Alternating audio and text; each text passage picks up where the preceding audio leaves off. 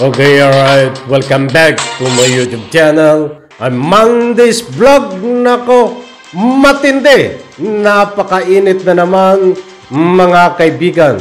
Ito ang ating tatalakayin tungkol dito sa pagkawala ni Catherine Camilon. Alam niyo ho ba ang nangyayari na dito ho sa kaso na ang tinuturong utak ay isang police major? Nagkakaroon po ng pirsahan na dito ho sa kaso na ito. Ano nga ba itong pirsahan na nangyayari sa kaso na ito? Kahindik-hindik ang ating alamin. At siyempre, sa ngayon po, ay hindi pa rin alam kung nasaan si Catherine Camilon. Subalit sa puntong ito, ay gusto ko pong ibahagi din, laman din po ng video na ito, ay tinutunto na, sinusundan na ang daan, ang bakas ng daan, ang pinagdaanan. Baka nandyan ngayon si Catherine Camilon dahil yung daan ho ay natunto na, sinusundan na. Laman po ng video na yan, lahat ang ating tatalakayin. At kung bago pa lang po kayo sa aking maliit pa na YouTube channel, inaanyayahan ko po kayo. Please subscribe. Sabay-sabay po nating i-like ang video na ito kung nagustuhan niyo po. Ako'y muling nagpapaalala mga kaibigan, kapag may pagkakataon ho kayo, kung pwede lang, patapusin po nating panoorin ang kabuuan ng vlog na ito at nang sa ganun, lubos po nating maunawaan. Heto na, samahan niyo po akong tuklasin kung anong mayroon dito sa kaso ni Catherine Camilon. Panoorin po natin.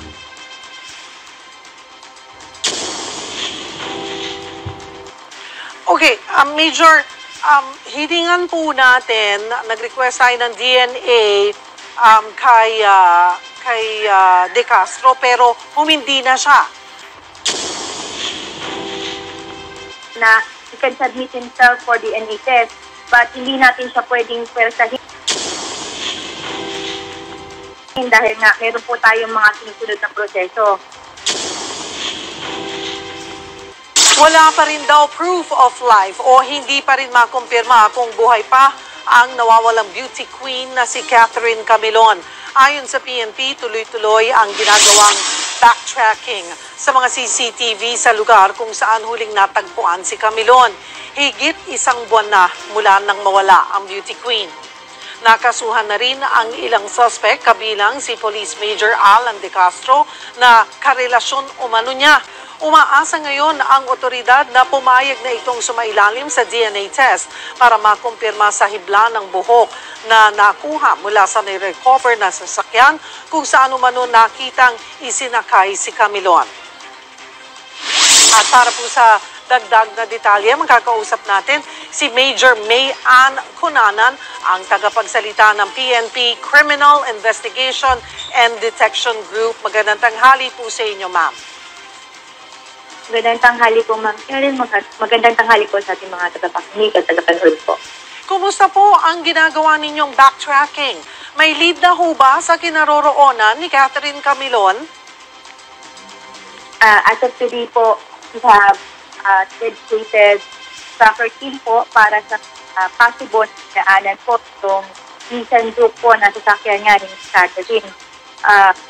Ito nga din po yung nagbigay sa atin pang informasyon para maging lead po dun sa ating mga binubuka po na possible po na kinaranasan po or ano man po pwede maging build up natin dito sa kasong to. And as of the location po na nawawalang Catherine Camilon po ay hanggang ngayon po ay umaasa pa rin tayo na makapagkuha po tayo ng mga ebidensya para masunto na po natin kung nasan nga po itong nawawalan natin Camilon po. May naihain ng kaso sa mga suspect pero bakit kailangang pumayag muna sila bago isailalim sa DNA test para maikumpara yung hair strand na nakuha na na-recover nga dito sa sasakyan? Yun nga, Ma'am Cheryl, we are still hoping na makipagtulungan po sa atin si Major Castro po para po dun sa in-encourage po siya ng PNP na harapin niya itong kaso at yun nga po, haharapin naman po niya, it would be good faith for on his part na he can submit himself for DNA test. At hindi natin siya pwedeng persahin dahil nga meron po tayong mga sinusunod na proseso. And it's right for the PNP now to request for DNA while ongoing po yung preliminary investigation.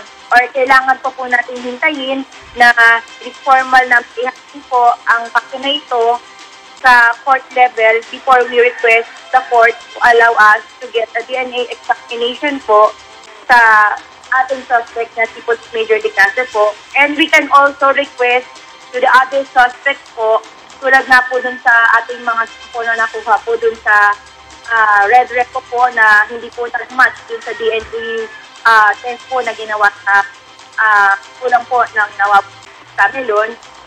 We can also request for the DNA sample po dun sa other suspects po na involved dito sa na to. I-formal na po mag-iahin sa court level po. Okay, Major, hiningan po natin, nag-request tayo ng DNA kay De Castro pero humindi na siya. Yung sa iba pang suspect, magre-request pa lang?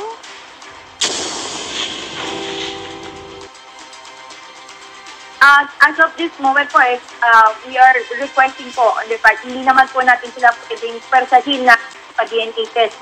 But nasa preliminary investigation pa nga po itong kaso na to, and it would better po pag ito po ay nai-accept na support to form request po for the DNA sample po. Oo nga po. Pero talagang hayagang na po silang tumanggi. As of now po, hindi po sila nagsasalita. Wala pa rin po sinasabi about this confirmation po dito. But we are encouraging them to submit themselves for the DNA test po. Yung dalawa po ay nahinga na rin po ba ng DNA test? Yes po, i-encourage po natin sila po. Aha. At sumagot na po sila na hindi? Yun po yung hindi po nila sinasabi, hindi po sila nagsasalita ngayon as of this moment po, hindi pa rin po sila nagsasalita. But the PNP continuously encouraging them na pagtulungan na po sa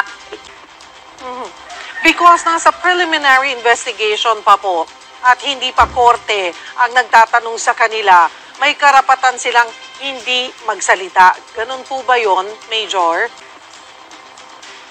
It is right for the PNP mag-request ng DNA while ongoing po na sa preliminary investigation na po. So, for us po, para in their good po, hinikayat po natin, hinikayat namin sila, na sila po at kasalanan. Sumiti na po nila ang kanilang sarili for DNA test po dito sa makatulong. Tinitignan nyo rin hubang posibilidad na baka panlihis lang sa investigasyon yung na-recover na abandonadong sasakyan? Ma'am Shari, hindi po natin pwedeng sabihin na ito ay paglilin lamang dahil malaki po ang naging tulong na itong na-abandon ng sasakyan na to. Dito po tayo nakakuha ng mga ebidensya na nagturo po ng ito nga pong si Catherine ay naisap dito sapagkat nag-match po ang pieces of evidence na nakuha natin dun sa DNA test po na nakuha natin dun sa kanyang magulang. So, ito po ay malaking tulong sa investigasyon na nagamit po sa krimen na to. Kaya hindi po na pwede sabihin na paglilin lang, kundi ito po ay nakatulong at makadagdag po informasyon na pwede pang makatulong na ma-receive na itong ito. Alright, marami pong salamat Major May-Ann Cunanan, tagapagsalita ng PNP CIDG.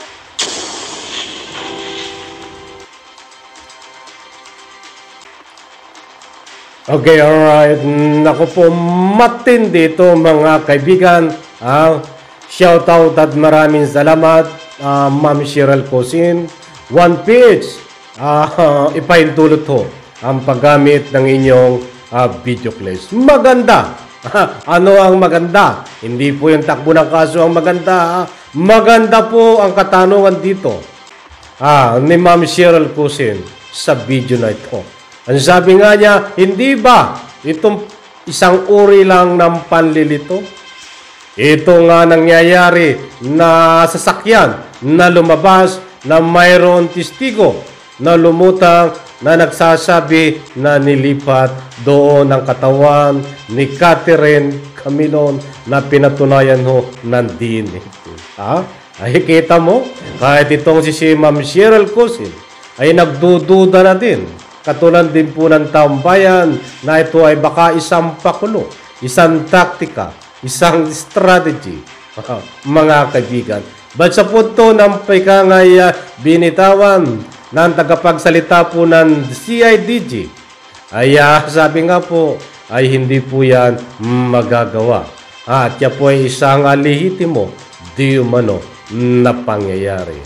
Ay, ikaw ba naman ay aamin ng katotohanan sa ganyang sitwasyon? But meron mga kaibigan, pinadaanan lang po natin ng kaunti yung mga katanungan na yon ni Ma'am Cheryl Cusin, sapagkat hindi lang po si Ma'am Cheryl Cusin ang nagtatanong dyan, bagkus ako kasama po ang taong bayan, malating netizen, bakit hanggang ngayon ay walang linaw po ang kaso nitong nawawala na si Catherine Camilon. Katulad po sa ruling ng video na yan, ang ating pinagbabasihan, mayroon na namang ibang anggulo ang lumalabas. Dakuhan po muna natin itong pwersahan. Ay gusto nga pwersahin. Subalit hindi pwedeng pwersahin. Ito si Police Major dahil mayroon po tayo sinusunod na ika nga po'y ruling ng batas. Para maging tama, legal, ay ika nga po'y ginagawa na pag-iimbestiga dito po kay Police Major. Bakit po natin yan? Dahil maliwanag po sa ruling ng video na yan, ay hindi pwedeng persahin itong si Police Major na kunan ng DNA test. Dahil kailangan po sumunod sa tinakda at sinasaad ng batas. Kailangan dumam di umano pa sa korte. Bagamat tumanggi itong si Police Major na magpakuha ng sampol. Ano yung kukunin na sampol na yon? Ay siyempre yung buhok. Kaya ba ano po ang masasabi nyo dito? Mga mahal kong netizen, sa pag-ayaw ni Police Major na magpakuha ng sampol para ikumpara doon po sa nakuha din na sampol sa sasakyan. Ano po ang public opinion doon? Opinion nyo doon? Kayo po ba ay naniniwala na may kasalanan na ginawa ito ni Police Major na binibintang sa kanya dahil ayaw niya magpakuha, mga kaibigan? Ang comment section po ay bukas. Kung ano po ang inyong salubin, basers man o hindi, diyan po ay pwede po kayong mag-iwan ng inyong mga public opinion. But ang gusto ko pong ipunto dito, mga kaibigan, ay maliwanag po dito sa sabaw na mainit. Bakit ayaw mo magpakuha, Police Major, ng iyong sampol? Ay pabor sa iyo yan. Pabor. Kung ginagamit mo yung sentido common, kahit hindi na natin intayin yung order ng korte. Kung gusto mo talagang malinis ang iyong pangalan ng as soon as possible, kung alam mo na malinis ang iyong konsensya, kung alam mo na hindi magdidiin sa iyo ang buhok na kukudin sa iyo, ay bakit mo ayaw magpakuha ng sampol? Bakit ka tumatanggi? Tumatanggi ka ba dahil yung buhok na yan ay magtutugma doon sa nakuha sa sasakyan? Kaya ka tumatanggi? Sa makatuwid, ang sinisigaw po ng taong bayan, kahit pumasyal ka sa mga public opinion, dahil ayaw mo magpakuha, ikaw ay guilty. Yan po ang public opinion na lumalabas. Kahit ako, bakit ayaw mo magpakuha? Dahil guilty ka. Nararamdaman mo na yan ang magpapabagsak sa iyo. Diyan po sa tunay na kulungan sa Rias na bakal. That's why tututanggi ka, Police Major, sa pagkuha at ayaw mo magbigay ng sample mo na buhok. Kaya yan po ay isang public opinion na mayroon po tayong pinagbabatayan. Ayan din po ay isang ruling na kapag ikaw ay ayaw magbigay para matunton ang katotohanan sa makatuwid ho, 99.9% ay may kinalaman ka o guilty ka sa kaso na ikaw binibintang sa inyo, mga kaibigan. Hindi po ako ang may sabi, yan po ang lumalabas sa investigasyon. Dahil mismo ikaw na, police major ang gumawa at magdidiin. Gumawa ka ng way na magdidiin para sa iyo sa mga kasalanan na binibintang po sa iyo. Okay, tumako naman po tayo dito sa daan. Anong daan pa hinahanap nitong mga investigador? Katulad ng nasabi ni Ma'am Cousin, ulitin ko ulit, baka isang panlilito na naman dito, mga kaibigan. Na matindi itong mga nag-iimbestiga na ito. Hahanap pa ng mga daan-daan. Yung daw daan ni Catherine Camilon, pinagdaanan ng sasakyan, ay binabacktrack na. Talagang pinupuntahan na, sinusundan na. Naku po, maganda sana kung maganda ang patutunguhan. Ba't sa puntong ito, alam niyo kung bakit? Ay kita mo, may mga testigo na lumutang para magbigay linaw, para matunton ang nawawala na si Catherine Camilon. Ba't ano pong nangyari, mga kaibigan? Lalo pong lumabo. Diba? Ay paano pa tayo magtitiwala ng ganito sa mga nag-iimbestiga? May lumutang na testigo tinuturo na yun ay si Catherine Camilon. Nakita sa isang iglap ay biglang nawala. Biglang naglaho. Nakita na. Subalit biglang naglaho. Lalo pong lumabo, mga kaibigan. Dito naman sa isang anggulo ng pinalalabas ng CIDG sa kanilang pag-iimbestiga, may daan si Catherine Camilon na sinusundan. Nasaan yan? Lalong malabo yung mga daan na yan. Bakit sinasabi naming malabo? Yung mga pinagagawa yung mga daan na yan. Ay dito nga, maraming mga katunayan na ng mga batayan para matuntun nyo ng maagap si Catherine Camilon. Ba't hanggang ngayon po ay malabo na malabo pa, lalong lumalabo? Mga kaibigan, sana nakuha nyo ang gusto kong ipunto dito. Tayo po ay hindi nagpapakalat ng fake news. Kung ano man mga public opinion dito, na ika nga po naririnig nyo, yan ay pawang nakabase diyan po sa ruling ng video na pinapakita ko po sa inyo. Maraming salamat, pagpalain po tayo lahat. Huwag pong kalimutan magbigay ng public opinion pag may pagkakataon, karapatan nyo po yan.